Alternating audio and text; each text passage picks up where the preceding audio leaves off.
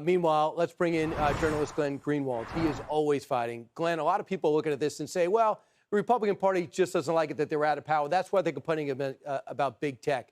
Is this just a Republican problem? No, it's definitely not a Republican problem. And I think that's one of the most important things to remember. So often we're kind of incentivized to look at everything Republican versus Democrat, left versus right, and think that we're each other's enemies, when in reality there's this ruling class that often has way more in common with each other, say Nancy Pelosi and Chuck Schumer on the one hand, Mitch McConnell and people like Paul Ryan or Kevin McCarthy on the other, who love when we look at everything through that prism. This is not only about censoring conservative speech. That happens to be what's being done right now because of what happened with the Capitol, because President Trump had this movement behind him.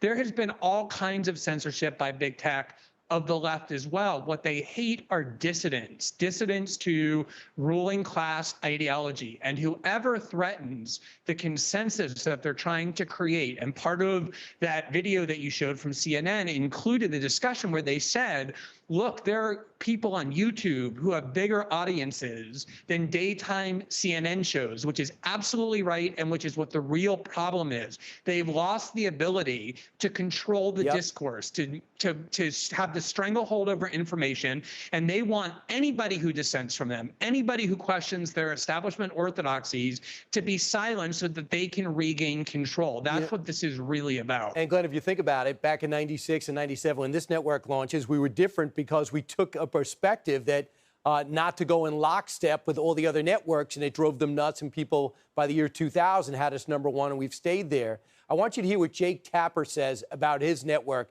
and tell me if you can agree.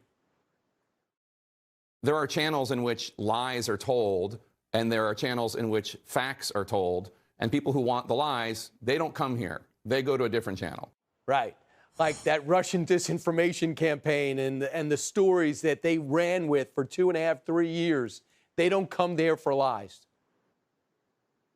That's what's so amazing, is they really do believe that only they are responsible enough to disseminate information to the public, and everybody else is essentially too stupid or too dishonest to be responsible enough to have the abilities to disseminate information. That is the same network that spent 4 years, maybe 5 years, telling Americans that Moscow had infiltrated control over the United States government because of sexually compromising videos that they were using over President Trump to a completely deranged, unhinged conspiracy theory for which there was no evidence. Robert Mueller closed his investigation, arrested no people, and they then turn around and say, we are the monopolist of truth and objectivity, and anybody who questions anything that we're saying not only is wrong, but doesn't deserve a platform, should be kicked off the internet, shouldn't be allowed on cable.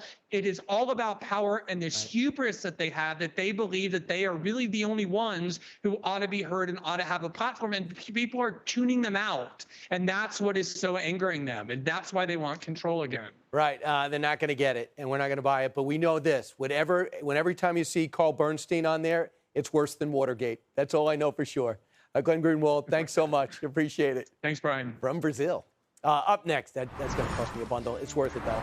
Team Biden begging thousands of migrants to turn around. How's that going? It doesn't usually work. Let's see if it works for him. One of the men on the front lines will join us next.